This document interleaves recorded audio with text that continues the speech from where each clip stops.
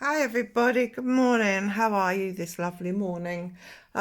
So I wanted to jump on today and just show you some bookmarks or page marks that I've made using your coloured pages, which then you can use in your own colouring books.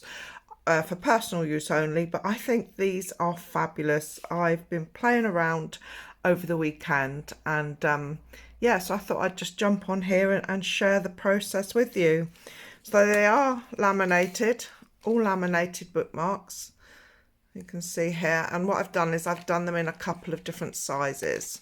So this size is 1.5 inches by 3 inches, and this size here is 1.5 inches by 4.5 inches, and I've just laminated them. Now you can do this without harming your colouring books, and it is quite a simple process.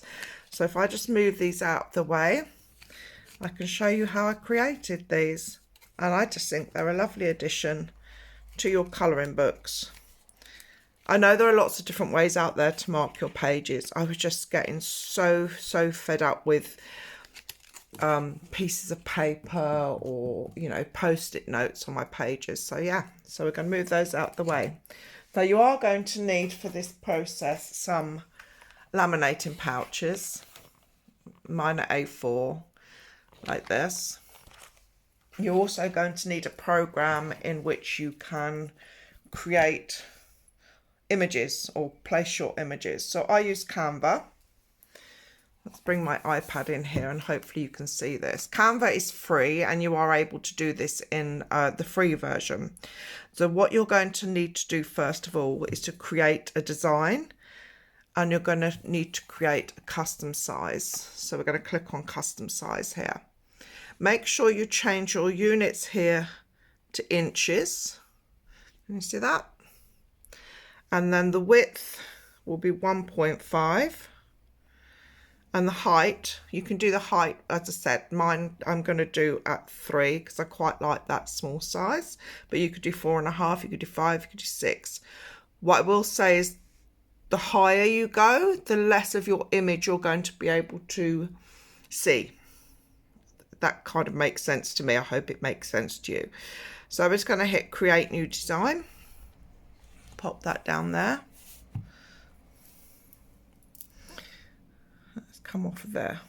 So there's your base for your bookmarks. The next thing you're going to need to do is to have the photographs of your coloured pages.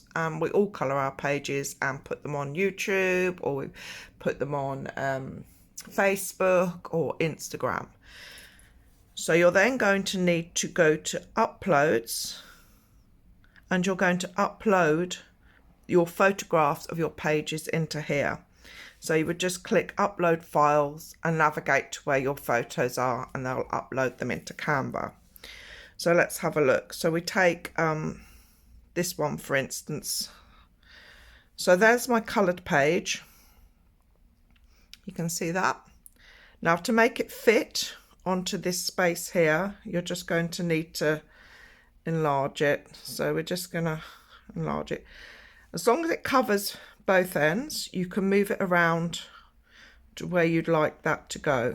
So for instance, we'll have this one here, and then you click add a page, and you do exactly the same again with a different photograph. So let's use this one. Close that. Now this was obviously a taller book, so you're going to get slightly more into the page. I'm just going to enlarge that over to here possibly. Yep, quite like that. So you keep going and going and going. At this size you can fit 12 onto your A4 piece of paper or card, however you want to print it, and I'll come to that in a minute. Once you've got 12 images, we're just going to save them. So on Canva you would download. I would change it to JPEG, and you just hit download, and then on the iPad, for me, it saves them straight into the gallery. If you're using a computer or a laptop, I'm not sure whether you'd have to navigate to where you save your photographs. I don't use that. I literally work off my laptop. So once those are downloaded, you're then going to need an imaging program to print your images. I use Procreate, so if I come off of here and go into Procreate, oh, let's hide that. So basically I use, as I was saying, I use Procreate. So I've got an A4 size background here, and then I would just add those photographs into the page, and don't play with the sizes because they will come out with the right size, hopefully. Again, if you use a different program, you'll have to try and test that. But for me, this works perfectly by using Procreate. Once you've got all your images lined up, make sure that you leave a nice gap between them, because when we cut them out, we're going to cut them with a little border. You don't have to, you can cut them right to the edge. I just prefer them with a border. So from here, or from whatever imaging program you are using, you can print them. So let's move that to one side. And then this is your printed page here. So your next job would be to cut these out. And I like to cut them out, as I was just saying, with a small border around the edge, probably 1 millimeter, maybe a couple of millimeters, like this. Okay, so I've already cut these ones, but I will show you, although we all know how to cut out.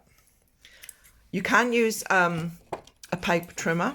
I prefer to use scissors for this, just because I've got a little bit more control. And I'm just going to roughly cut, making sure that I'm still leaving enough border. So I'm just going to roughly cut these 4 out. I won't bore you with all of them.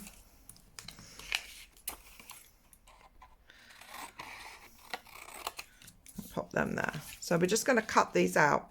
And like I said, we're going to cut them with a small border, maybe 1 millimeter or 2 millimeters here. You can see. And the way I do that, and to keep a straight line, is I rest the scissors on my fingers. That way I know that I've got a steady cut. So we're just going to pop that there, and we're just going to cut our pictures down with that nice little border around the edge.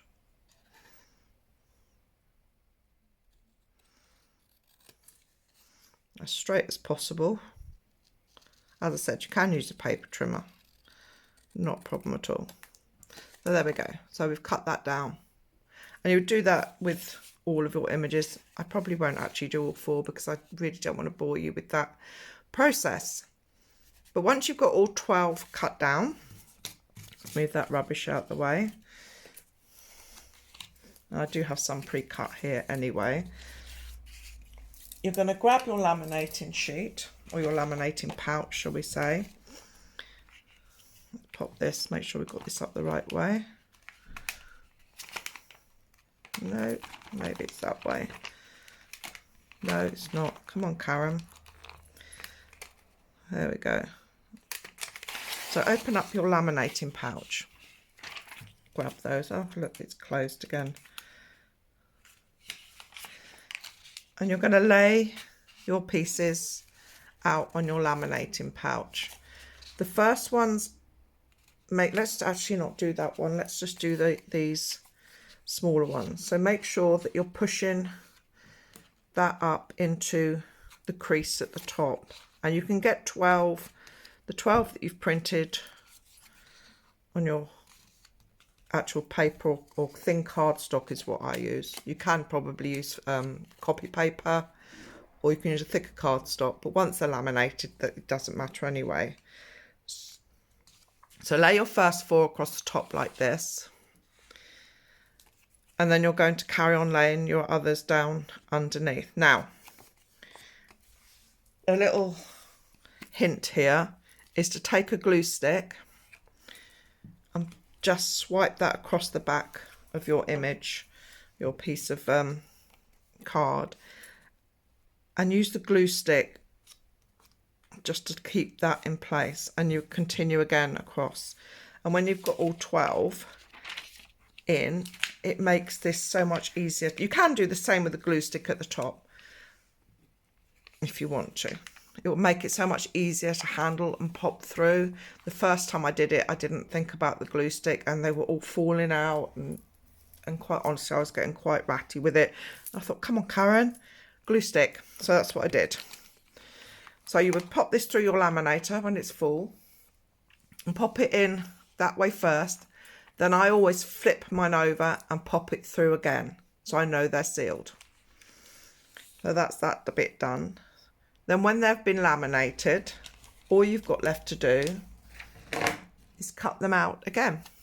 So we're just gonna, once again, use your scissors or your paper trimmer and just cut, but you're going to leave a little border again, like a millimetre or so, because obviously once laminated, I don't know if you can be able to see it on here, there is a little seal around the edge, and you don't want to cut into the seal, so you want to leave like maybe a millimetre or two again when you're cutting them out.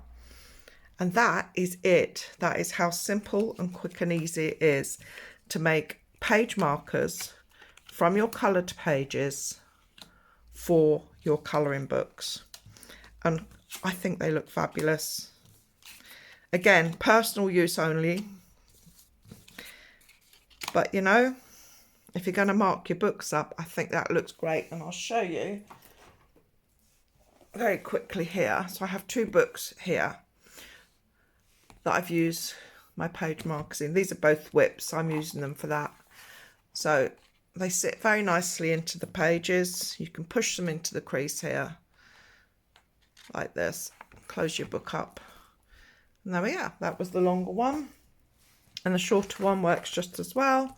So pop that into the page and you can see that it sits into the page very nicely.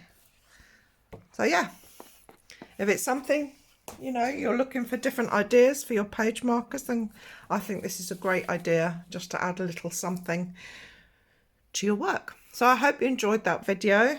I hope I've covered everything.